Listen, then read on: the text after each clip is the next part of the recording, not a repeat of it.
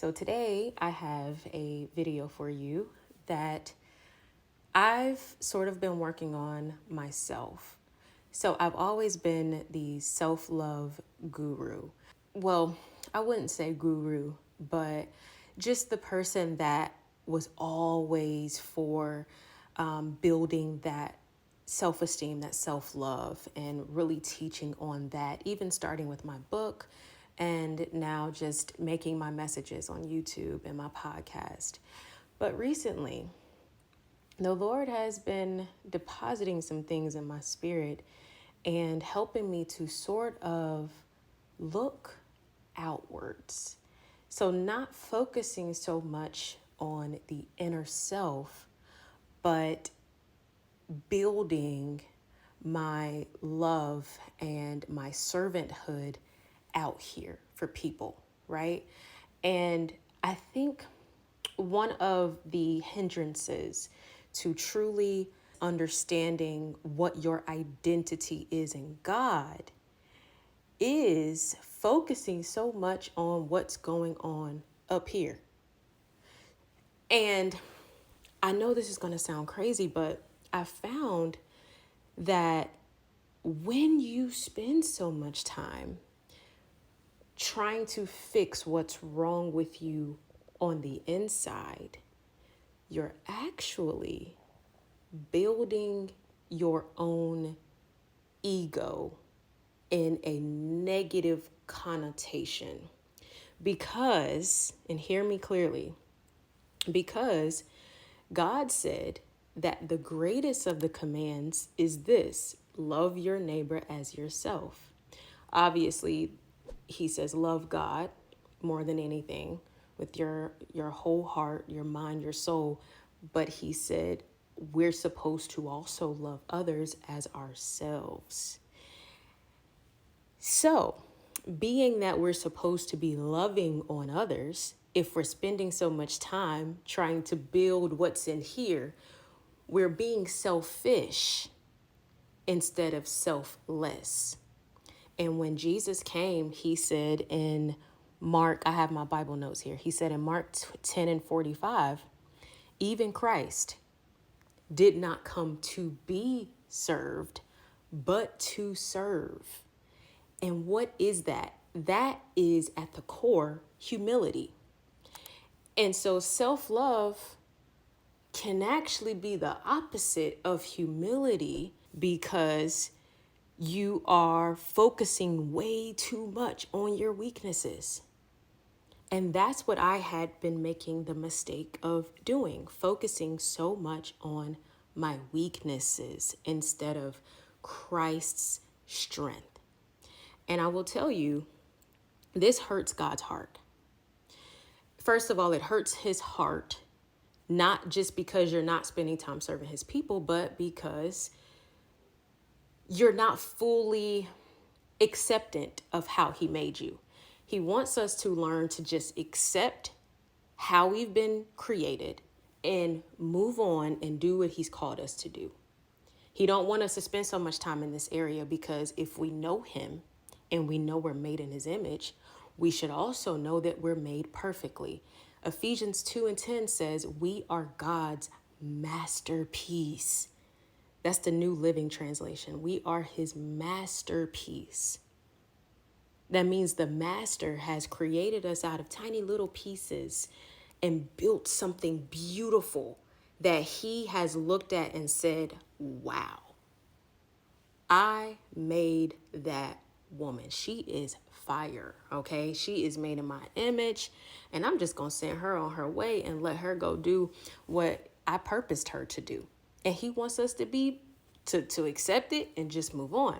In fact, he came to me in a vision one day when I was in a group of people that I didn't, because I've always had that moment where I felt inferior. Like, oh, I wish I could be holding on conversations like they are, and I wish I looked like that and had that.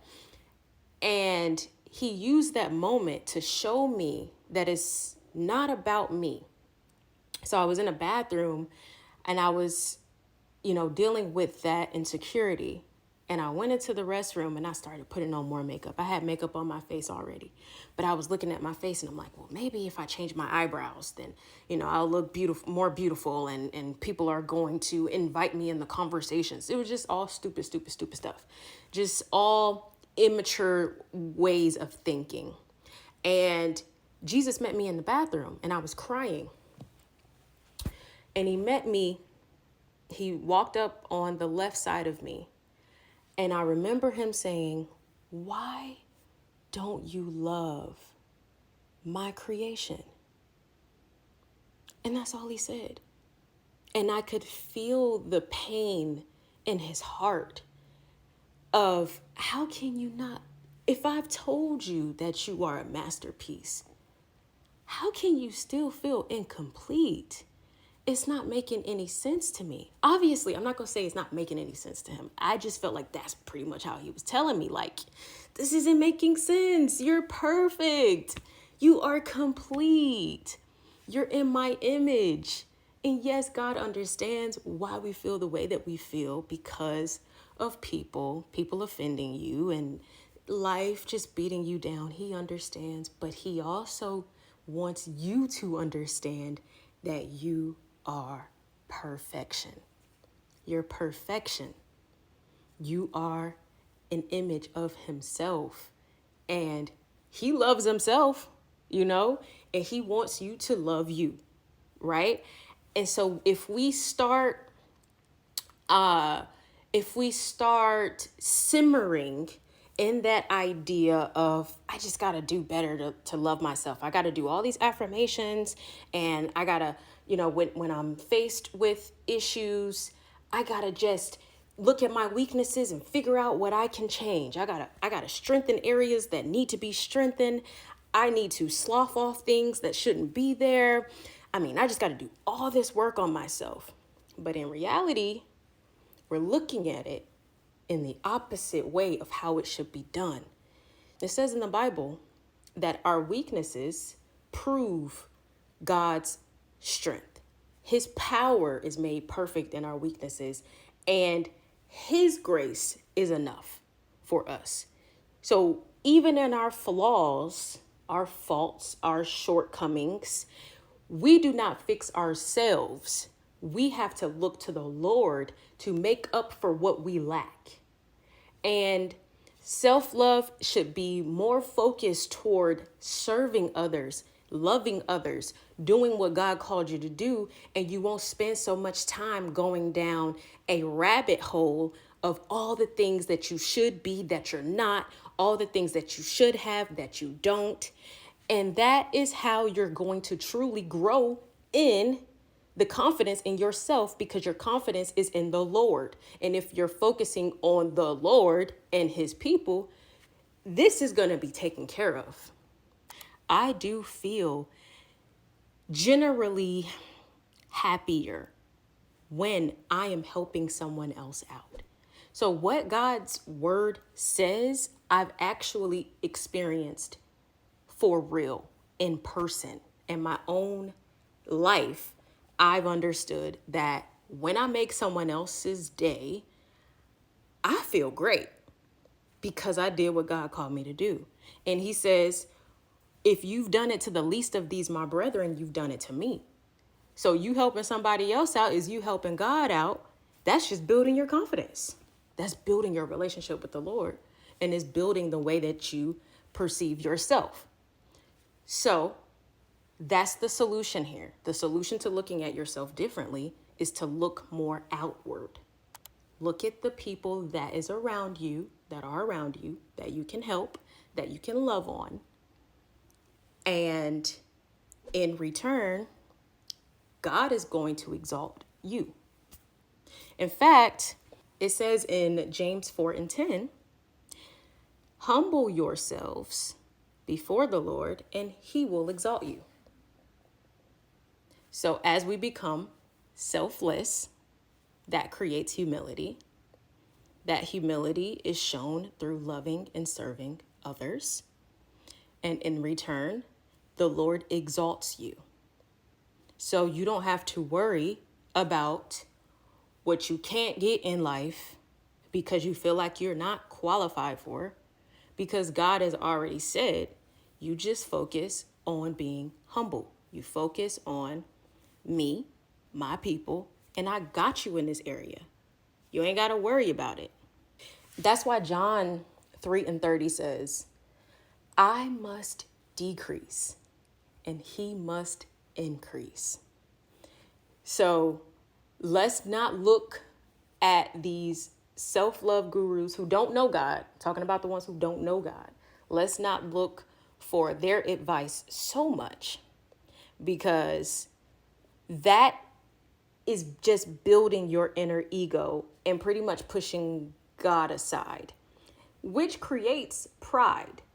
So you can go from not loving yourself to over exalting yourself if you're not including God in that process of going from 0 to 100 in your mind.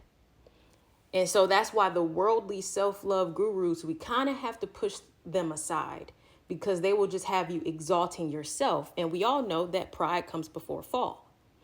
That's what is going to lead you to destruction. So you have to be very careful with who you look to for advice on how to look at yourself differently.